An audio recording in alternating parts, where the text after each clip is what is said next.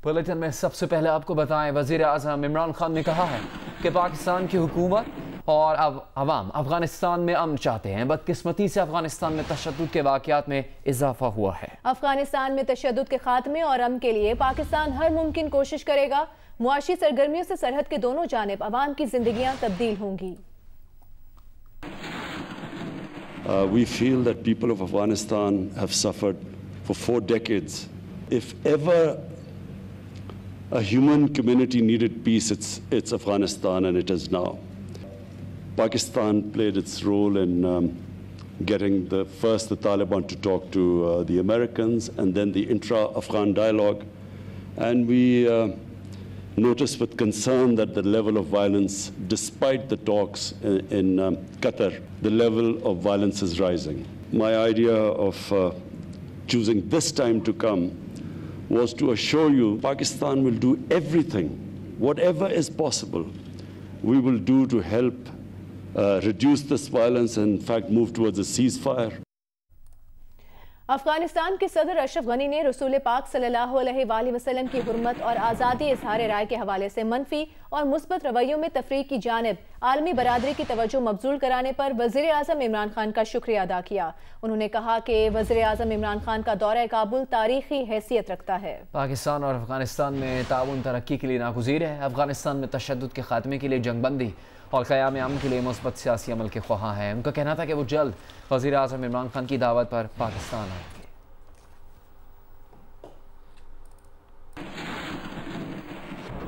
वज़ीर आज़म इमरान खान के दौरा अफगानिस्तान से मुतालिक एलामिया जारी कर दिया गया है। एलामिया के मुताबिक वज़ीर आज़म ने अफगान सदर अशरफ गनी की दावत पर अफगानिस्तान का दौरा किया। इमरान खान ने दौरे में अफगान सदर से दोनों मुल्कों के ताल्लुकात की मजबूती के लिए तफसीली गुफ्तगू की है। वज़ीर आज़म ने अफगान सदर अशरफ गनी को दौरे पाकिस्तान की दावत भी दी। एलामिया के मुताबिक दोनों रहनुमाओं ने इंफ्रास्ट्रक्चर और तवानाई के मंसूबों में तेजी लाने और नए रेल रोड मंसूबों पर भी इत्तफाक किया। मुलाकात में अफगान अमल पर भी बातचीत हुई। वज़ीर आज़म ने कहा कि उनका हमेशा से मौक़िफ़ रहा है कि अफगान तनाज़े का कोई फौजी हल नहीं, अफगान मसाइल का वाहिद हल मुज़ाकरात और सियासी तस्फ़िया है। उन्होंने कहा कि पाकिस्तान अमन अमल में अफगानों के फैसलों का एहतराम करेगा। उन्होंने खबरदार किया कि कुछ लोग अमन की कोशिशें ख़राब कर सकते हैं। सलामती और अमन से मुतालिक उमूर को आगे बढ़ाने के लिए कमेटी तश्कील देने पर भी इत्तेफाक किया गया।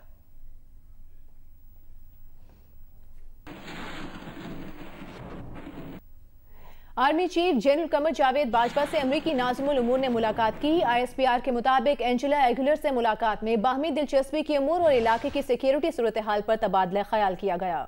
मुलाकात में अफगान अमन अमल पर भी बातचीत हुई। एंजेला एगुलर ने कहा कि खित्ते में कशीदगी कम करने में पाकिस्तान का किरदार काबिल तहसीन है। अफगान अमन अमल में पाकिस्तान का किरदार काबिल तारीफ है। DG ISPR के मुताबिक अमरीकी नाज़िमुल उमूर ने अफगान अमन अमल में ताउन जारी रखने की यकीन दहानी करवाई। दीगर खबरें शामिल करेंगे। NCOC के सरबराह वफाकी वज़ीर मनसूबाबंदी असद उमर ने कहा है कि स्पीकर कौमी असम्बली से दरख्वास्त की है कि पार्लियामेंट की कोरोना कमेटी का इजलास बुलाया जाए। कौमी असम्बली में तालिबानी पार्टीज़ के लीडर मिलकर बैठें और ऐसा कोई हल निकालें कि सियासत भी साथ साथ हो और पाकिस्तान के अवाम की सेहत और रोज़गार को भी खतरे में न डालें। असद उमर ने इन ख्यालात का इजहार जियो न्यूज़ के प्रोग्राम कैपिटल टॉक में मेज़बान हामिद मीर से खुसूसी गुफ्तगू करते हुए किया। प्रोग्राम में तर्जुमान PDM मियां इफ्तिखार हुसैन का कहना था कि वो स्पीकर के इजलास में नहीं जाएंगे। अगर किसी को बात करनी है तो वो हमारे पास आए। ये इस PDM को जलसा करने से कैसे रोकेगी या नहीं रोकेगी? हामिद, हमने NCOC से रिक्वेस्ट की है, आज ये भी शाम को खत गया होगा स्पीकर नेशनल असेंबली के पास, और हमने वहां पे रिक्वेस्ट की है स्पीकर से कि पार्लियामान की जो कोरोना के लिए जो पार्लियामानी कमेटी बनाई गई थी उसका इजलास बुलाया जाए और वहां पर सारी जो सियासी लीडरशिप है नेशनल असेंबली की वो साथ मिलकर बैठे और कोई इसका हल निकालने की कोशिश करे, कोई ऐसी तजवीज दे कि ऐसा भी ना हो कि सियासी आवाज गला घोंटता हुआ नजर आए, सियासत भी चलती रहे और उसके साथ साथ जो हमारी अव्वलीन जिम्मेदारी है कि पाकिस्तान के अवाम की सेहत और उनके रोजगार को हम खतरे में ना डालें। असद उमर साहब ने कह दिया है कि स्पीकर साहब को हम कहेंगे, नेशनल असेंबली के स्पीकर साहब को, तो आप खुद जानते हैं कि यहाँ पे सूबाई हुकूमत ने भी ये इकदाम उठाया। तो इन्होंने क्या कहा कि ये लोग हमारे पास आ जाएं। भाई PDM जलसा कर रहा है, हमने ऐलान किया हुआ है, हमने कहा है कि हम ये यानी आपने जो पाबंदी लगाई हम इसको नहीं मानते। अगर आप इजाज़त देना चाहे तो ये फबिहा हम इजाज़त मांगेंगे, आप इजाज़त नहीं देते तो तब भी हम प्रोग्राम करेंगे। तो इस हवाले से आप ये कहें कि हमारे पास आ जाएं, ये तो कम से कम हमारे यहाँ तो ये रिवायात नहीं है। अच्छा, यानी कि आप चाहते हैं कि ये चल के आपके पास इनको आना होगा।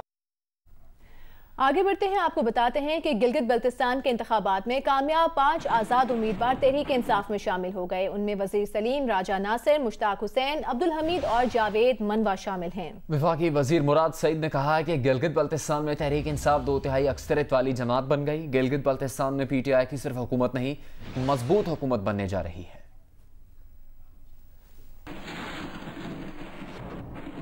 पीपल्स पार्टी के चेयरमैन बिलावल भुट्टो जरदारी ने इल्ज़ाम लगाया है कि इलेक्शन कमिश्नर गिलगित बल्तिस्तान में PTI की हुकूमत बनाने में लगे हुए हैं, वो अपने ओहदे का पास नहीं रख सके। इलेक्शन कमिश्नर अपनी मुलाकातों की तफसीलात अवाम के सामने लाएं।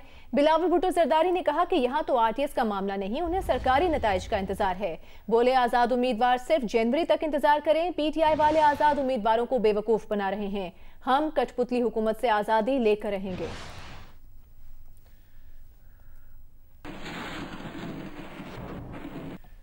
Chief election commissioner Gilgit Baltistan Raja Shahbaz Khan ने कहा है कि इलेक्शन साफ, शफाफ और गैर जानिबदार हुए हैं। कुछ जमातें इलेक्शन को दागदार करना चाहती हैं।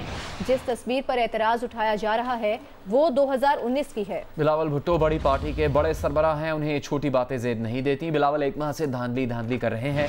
धांधली क्या चीज़ है, पर है, दुम है, क्या है, दिखाएं। अमेरिका में ट्रंप भी धांधली कर रहा है। अगर किसी को तहफ़्फ़ुज़ात हैं तो इलेक्शन ट्रिब्यूनल से रुजू करें। अभी आपको ये खबर दे दें, तहरीक लब्बैक पाकिस्तान के सरबराह खादिम हुसैन रिजवी इंतकाल कर गए हैं। खादिम हुसैन रिजवी को गुज़श्ता चंद रोज़ से बुखार था। मियां आबिद, नुमाइंदा जियो न्यूज़ हमारे साथ मौजूद हैं, उनसे मज़ीद तफसीलात जानेंगे। आबिद, बताइएगा।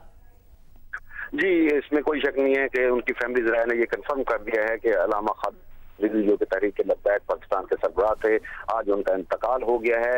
ये पिछले 4-5 रोज से बुखार में मुब्तला थे। आज उन्हें पहले शेख जायद अस्पताल में, जब उनकी हालत खराब हो गई तो वहां पे शेख जायद अस्पताल ने कंफर्म कर दिया कि वो अब हम में नहीं रहे। तो उसके बाद को एक दूसरे प्राइवेट हॉस्पिटल में ले जाया गया। उसके बाद वहां से फिर वो उनकी मैयत को जो है वो घर ले गए हैं, जहां बड़ी तादाद में कारकुनान जमा हो रहे हैं। उनके फैमिली ज़राए का ये भी कहना है कि जब इस्लामाबाद में धरना था तो उस वक्त ही उन्हें बुखार की शिकायत हो गई थी और उसके बाद बुखार जो है वो उतरा नहीं था, घर पे आ गए थे और आज उन्हें अस्पताल ले जाया गया जहाँ पे उनका इंतकाल हो गया। शुक्रिया आपका मियां आबिद, आप हमें आगाह कर रहे थे। तहरीक लब्बैक पाकिस्तान के सरबराह खादिम हुसैन रिजवी इंतकाल कर गए हैं। PTI के रहनुमा फैसल जावेद ने कहा है कि अल्लाह ताला खादिम हुसैन रिजवी साहब को जन्नत में जगह अता फरमाए, उनके दर्जात बुलंद करे, उनके अहले खाना और अजीज़ा वकारिब को सब्र जमील अता फरमाए।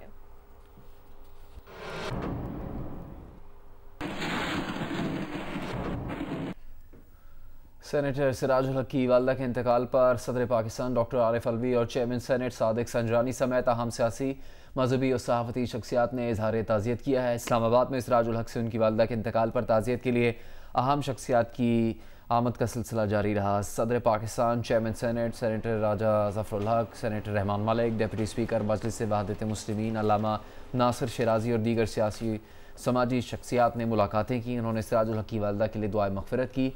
आज़रबाईजान और फ़लस्तीन के सफ़ीरों और ईरान के सेक्रेटरी एम्बेसी ने भी सिराजुल हक से इजहार ताज़ियत किया। सिंध की सरकारी लेबॉर्ट्रीज में कोरोना किट्स की कमी, हजारों की तादाद में सैंपल्स जमा हो गए। सिंध की सरकारी लेबॉर्ट्रीज में 60 साल से कम उम्र और बगैर अलामात वाले मरीजों के कोरोना टेस्ट कराने पर पाबंदी लगा दी गई। 60 साल से कम उम्र मरीजों के कोरोना टेस्ट पर चंद रोज के लिए पाबंदी आयद की गई है। सिंध की सरकारी लेबॉर्ट्रीज में मुल्क से बाहर जाने वाले अफराद के कोरोना टेस्ट करवाने पर भी पाबंदी लगा दी गई। सरकारी लेबॉर्ट्रीज में सिर्फ कोरोना की अलामात वाले 60 साल या इससे ज़्यादा उम्र के मरीजों का टेस्ट होगा। नोटिफिकेशन भी जारी कर दिया गया। तालीमी इदारों के स्टाफ और तलबा के टेस्ट उसी सूरत में हो सकेंगे अगर उनमें कोई अलामात पाई जाए। हवेलियां तैयारा हादसे का जिम्मेदार PIA का तकनीकी शोबा था। जुनैद जमशेद समेत 47 अफराद की हलाकत का जिम्मेदार पायलट नहीं था। टेक्निकल फॉल्ट की वजह से जहाज गिरकर तबाह हुआ। कप्तान और दोनों फर्स्ट ऑफिसर तजुर्बेकार थे। सिविल एविएशन ने हादसे की रिपोर्ट सिंध हाई कोर्ट में पेश कर दी है। रिपोर्ट के मुताबिक PIA इंजीनियरिंग डिपार्टमेंट ने ATR तैयारे की मेंटेनेंस को नजरअंदाज किया। PT-1 ब्लेड और OSG पिन टूटने के बावजूद तैयारे को अगली परवाज के लिए रवाना किया।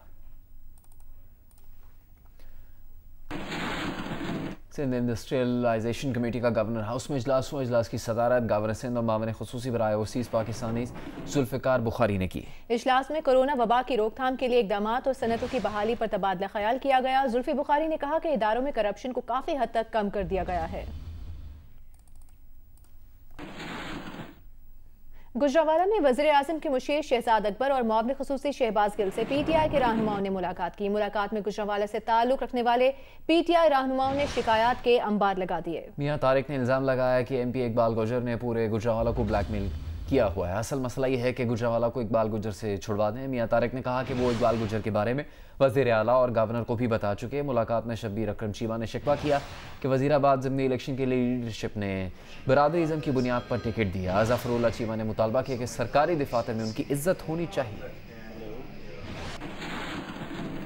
उस्मान बुज़दार ने कहा है कि हुकूमत ने अब तक कब्ज़ा माफिया से 181 अरब रुपए की अराजी वागुजार करवाई है। मुशीर दाखिला शहजाद अकबर का कहना है कि करप्ट अनासिर को NRO ना विफाक में मिला है और ना ही पंजाब में मिलेगा। वज़ीर आला पंजाब उस्मान बुज़दार और मुशीर दाखिला ने महकमा एंटी करप्शन की कारकर्दगी रिपोर्ट जारी कर दी। वज़ीर आला का कहना था कि हुकूमत ने बड़े करप्ट अनासिर पर हाथ डाला है। अब तक 2 अरब 30 करोड़ की बराह रास्त वसूली की गई है। मुशीर दाखिला शहजाद अकबर ने बताया कि ज्यादातर अराजी उनसे वागुजार करवाई गई है जो 10 साल हुकूमत का हिस्सा रहे। इन कार्रवाइयों पर चीखो पुकार तो होगी लेकिन किसी को NRO नहीं मिलेगा। मुस्लिम लीग नून पंजाब की तर्जुमान नज़मा बुखारी ने कहा है कि शहजाद अकबर उस्मान बुज़दार पहले अपने गुनाहों का हिसाब दें, फिर एंटी करप्शन की कारकर्दगी बयान करें। बुज़दार साहब DG एंटी करप्शन को आपका जाली शराब लाइसेंस और 400 अरब की चीनी चोरी नजर क्यों नहीं आई। उस्मान बुज़दार और शहजाद अकबर की प्रेस कॉन्फ्रेंस पर रद्द-ए-अमल में नज़मा बुखारी ने कहा कि शहजाद अकबर के अपने भाई वफाकी वजीर मियां मोहम्मद सोनू की ज़मीन पर कब्जा करने में मुलव्विस हैं।